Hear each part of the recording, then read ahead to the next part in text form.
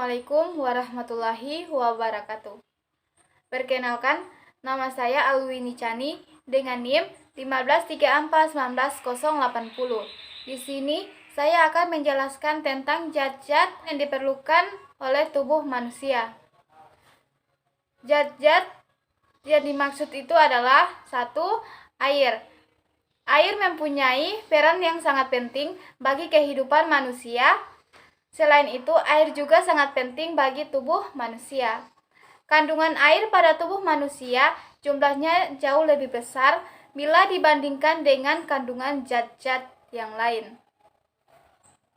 Kandungan air pada tubuh bayi bisa mencapai 75-80%. Yang kemudian seiring dengan pertumbuhan tubuhnya, kandungan air pada manusia dewasa kurang hingga 60-65%. Untuk pria 50-60%, untuk wanita. Air berfungsi untuk melarutkan zat-zat makanan, untuk mengangkut zat-zat makanan dari jaring yang satu ke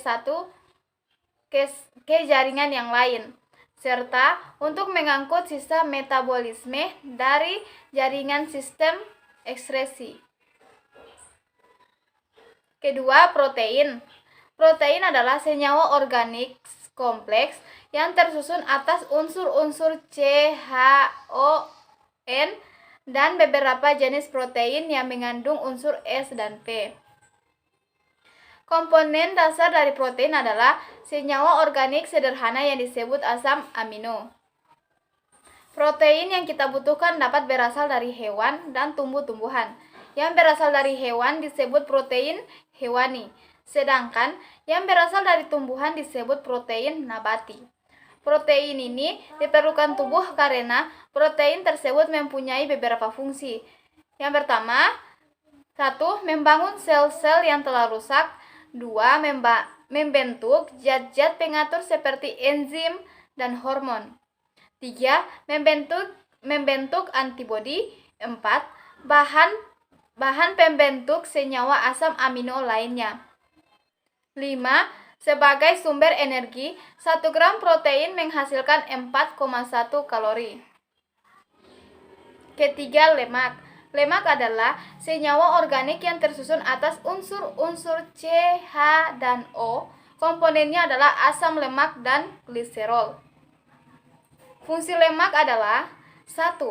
Penghasil kalori. 1 gram lemak menghasilkan 9,4 kalori.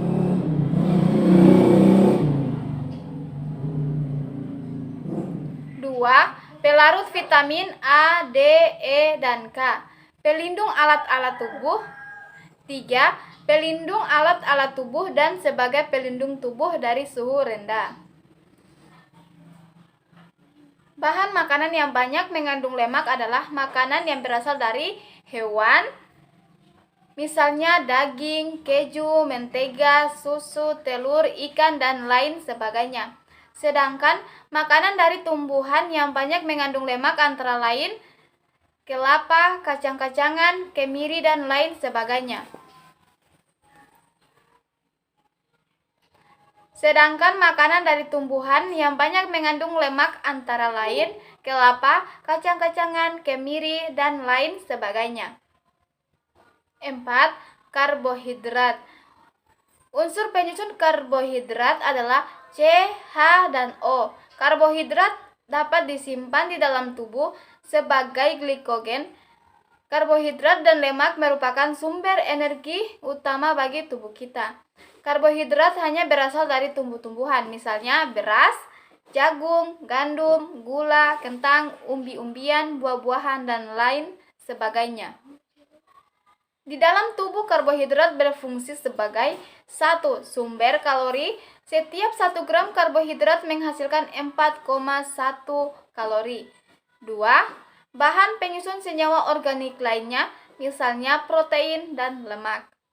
3. Penjaga keseimbangan asam dan basa. 5. Vitamin. Vitamin adalah zat-zat organik kompleks yang dibutuhkan dalam jumlah sangat kecil dan pada umumnya tidak dapat dibentuk oleh tubuh, namun dapat diperoleh dari makanan. Vitamin termasuk kelompok zat pengatur pertumbuhan dan pemeliharaan kehidupan. Sejumlah vitamin yang dibutuhkan manusia diantaranya adalah A, D, E, K, C, dan B. Tiap vitamin mempunyai tugas spesifik dalam tubuh. Karena vitamin adalah zat-zat organik, maka vitamin dapat rusak karena penyimpanan dan pengelolaan yang tidak tepat. Vitamin berperan dalam beberapa tahap reaksi metabolisme. Vitamin berperan dalam beberapa tahap reaksi metabolisme energi, pertumbuhan dan pemeliharaan tubuh, pada umumnya sebagai koenzim atau sebagai bagian dari enzim. Sebagian besar koenzim dapat bentuk apoenzim, yaitu vitamin yang terkait dengan protein. Peran makanan dalam tubuh antara lain bergantung pada jumlah vitamin yang terkandung dalam makanan tersebut. Pada tahap pemrosesan dan pemaksaan, banyak vitamin yang hilang bila menggunakan suhu tinggi, permukaan makanan bersentuhan dengan udara, dan menggunakan bahan alkal atau basa. Sementara kehilangan vitamin dalam pemaksaan dapat dicegah dengan cara 1. Menggunakan suhu tidak terlalu tinggi. 2. Waktu memasak tidak terlalu lama. 3. Menggunakan air pemasak sedikit mungkin. 4.